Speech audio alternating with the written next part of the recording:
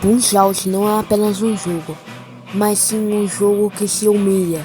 E eu tenho certeza que você já caiu uma vez e o inimigo acabou rindo da tua cara.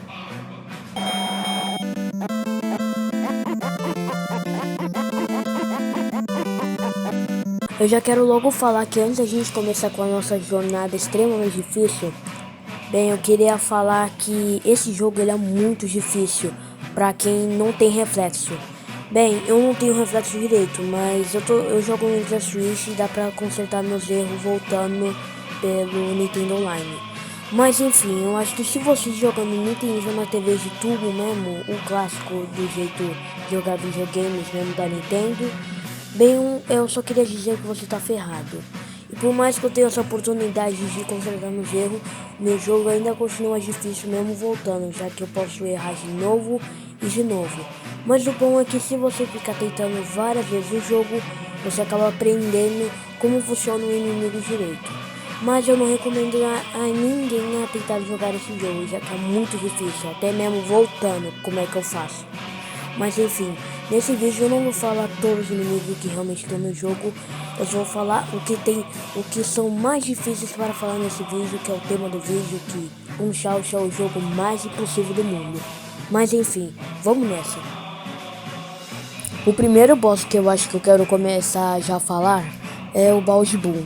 O Bowser Boom, ele não é tão difícil de aprender os golpes dele, né? A gente consegue desviar um pouco fácil e tal, mas aí tem um ataque especial dele, que é bem difícil de desviar. O problema não é desviar, é acertar, já que ele veio para trás e depois vai com tudo. A gente tem que ir bem certinho acertar na barriga dele, depois a gente derruba. E eu acho que isso que deixa ele um dos bosses mais difíceis. E também na revanche dele, quando a gente enfrenta depois de Soda Pisque, ele fica muito mais rápido e muito mais difícil. Os golpes, ele tem mais variedade de golpe e ele fica muito mais rápido. Mas ele não é tão difícil, então por isso que eu coloquei como primeiro, já que ele é o último dos mais difíceis. Próximo é o Great Tiger. Great Tiger, ele não é tão difícil.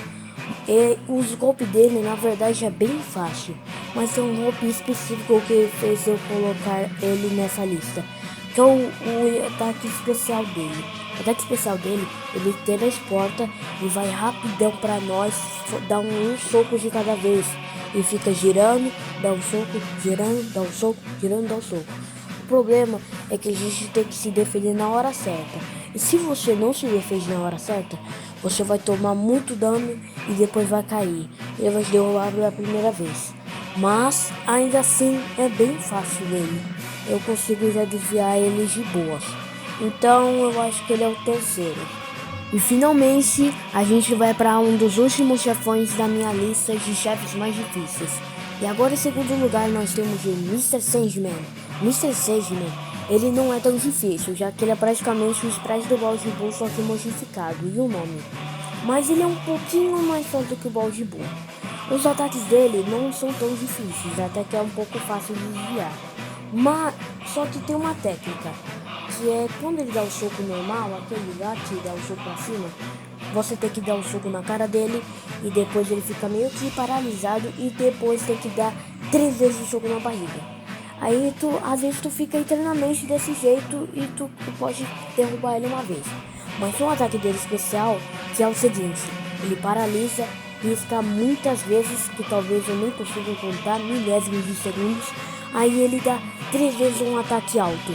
Aí se você não desviar, ele te derruba. Não, às vezes o ataque dele é um pouquinho mais fraco. Mas às vezes se você ficar parado, ele pode derrubar de uma vez. Mas enfim, a primeira vez que eu passei por isso foi muito difícil, eu caí várias vezes, eu não tava entendendo direito o que eu tinha que fazer. Mas aí eu consegui desviar, pegar o time certo, aí depois tu dá um soco na cara dele e fica dando 1 milhão de soco no estômago dele. E enfim, eu acho que é só isso que eu tenho que falar do Mr. Sandman. E agora nós vamos para um dos últimos, em último lugar. Bem, que na verdade está em primeiro, mas enfim. Bem, agora nós temos o Super Macho Man. Bem, o Super Macho Man, ele é o seguinte, ele é só do Pisque, só que com o sprite meio que modificado. mas ele não é tão difícil no começo. Até que eu vou te contar que ele tem um ataque giratório. Bem, esse ataque giratório, ele tem dois. Apenas um soco giratório, que ele dá um soco e ele gira também. Aí tu pode desviar, só que tem uma dica. Já que é muito difícil desviar dele, tem um cara da plateia que levanta o óculos e ele levanta bem na hora antes do Super Macho Man dar o ataque giratório. Só que tem outro que o cara não avisa no fundo da plateia. E eu só queria dar os créditos ao BRKS Edu que deu essa dica pra mim. Valeu, BRKS Edu. Mas enfim, tem um outro ataque giratório dele que ele dá em muitos em seguida. E é bem difícil de desviar. E é por isso que eu coloquei esse ataque nos mais difíceis. E ele é bem difícil de desviar. Eu tive que voltar várias vezes. Mas acabei desviando e consegui dar o soco na cara dele. Então, e agora finalmente nós vamos pro chefe final do jogo, que é o Mr. Dream.